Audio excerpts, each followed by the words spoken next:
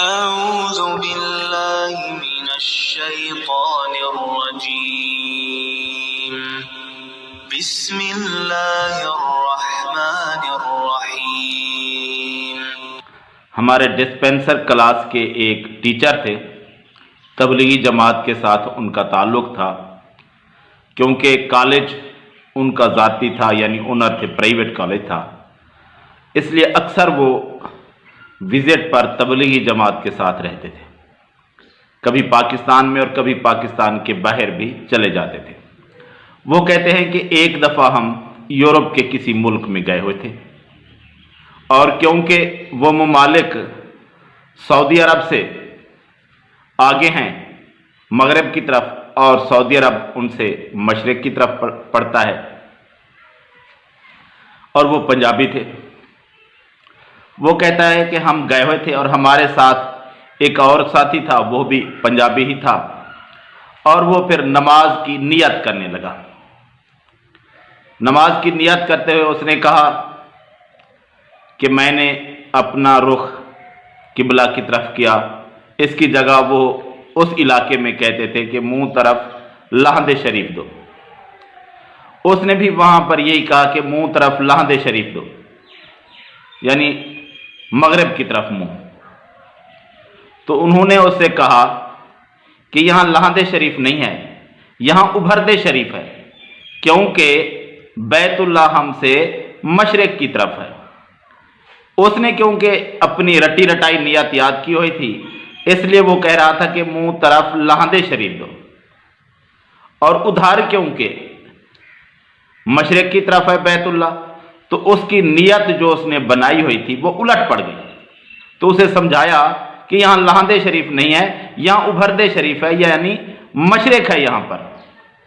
تو یہ ہے اس الفاظ کی بنائی ہوئی نیت کا حال، کہ وہ کسی دوسرے ملک میں چلے جائیں، وہ نیت الفاظ کی جو لوگوں نے اپنی مرضی سے بنائی ہوئی ہوتی ہے وہ کام کرنا چھوڑ دیتی ہے۔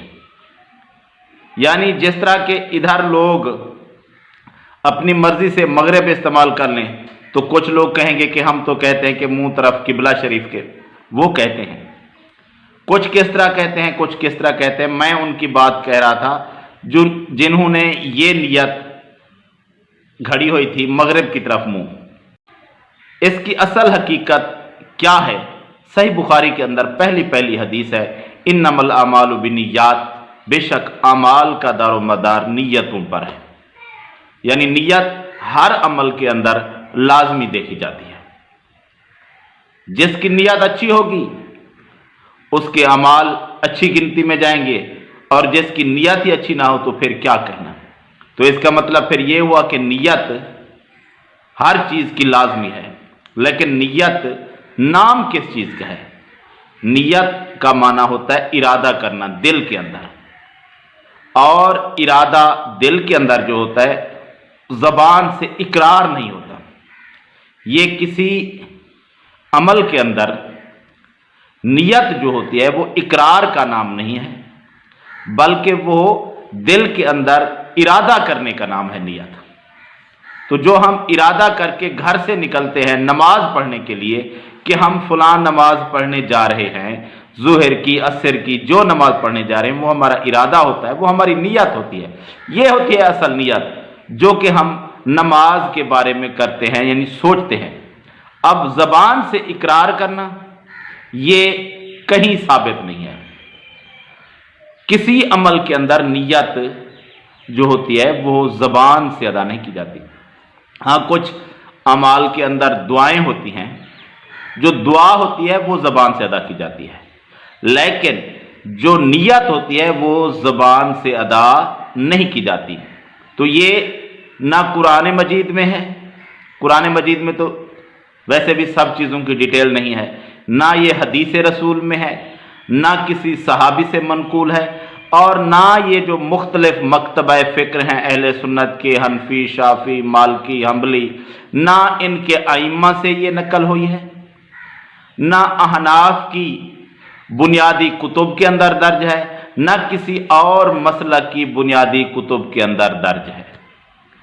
اور اس پر ایک بات یہ کہ کافی سارے علماء جو کہ اب میڈیا پر میسر ہوتے ہیں، سوشل میڈیا پر یوٹیوب پر ان کی ویڈیوز دیکھی جا سکتی ہیں، وہ اور مختلف ویب سائٹس جو مختلف دارالعلوم کی ہیں وہاں پر بھی یہ سوال اٹھایا جاتا ہے، تو وہ کہتے ہیں کہ یہ ثابت نہیں ہے، لیکن کچھ لوگ یہ کہتے ہیں کہ یہ بدعت بھی نہیں ہے۔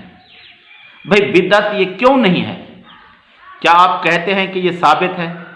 نہیں ثابت، یہ تو آپ بھی مانتے ہیں، نہ حدیث میں ہے، نہ صحابہ سے مروی ہے، نہ کسی امام سے یہ بات آئی ہے ہم تک، اور اسے ہم اپنی عبادت کا حصہ بنا رہے ہیں، اور پھر بھی یہ بدعت نہیں۔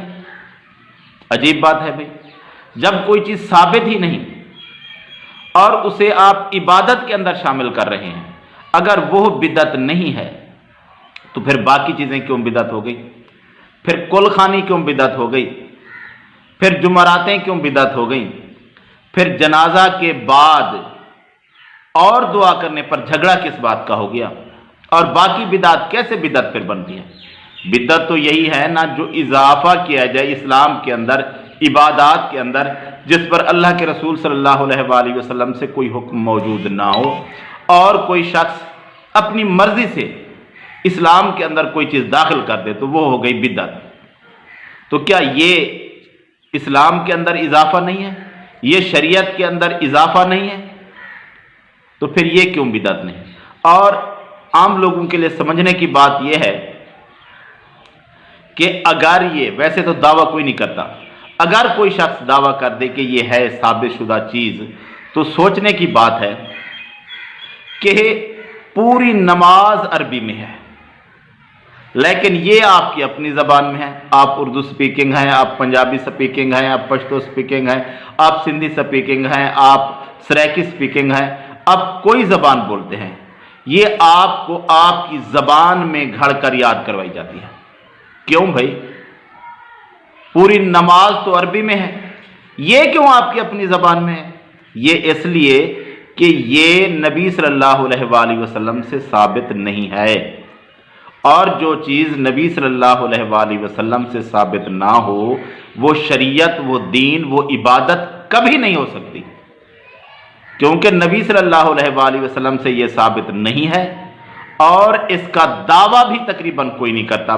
بڑا عالم، عام لوگ مسجد مدرسوں میں عام میں رہنے والے وہ شاید کر دیتے ہیں، وہ الگ بات ہے، یا عوام، لیکن علماء جو بڑی لیول کے ہیں کسی بھی مکتبہ فکر کے، وہ یہ نہیں کہتے کہ یہ ثابت شدہ بات ہے، وہ کہتے ہیں کہ یہ جائز ہے۔ بھئی اگر یہ جائز ہے تو پھر بدعت کیا چیز کا نام ہے؟ اگر اسلام کے اندر آپ اپنی مرضی سے کسی چیز کو جائز ٹھہرا سکتے ہیں تو یہ کہاں کا انصاف ہے؟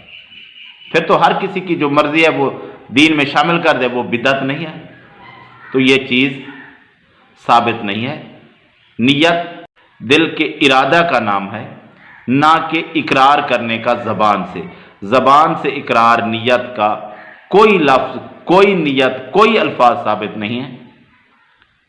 نیت ارادے کا نام ہے، اور وہ آپ ارادہ کر کے آتے ہیں کہ کون سی نماز آپ نے پڑھنی ہے، تو یہ بدعت ہے، اس سے ہر مسلمان کو بچنا چاہیے۔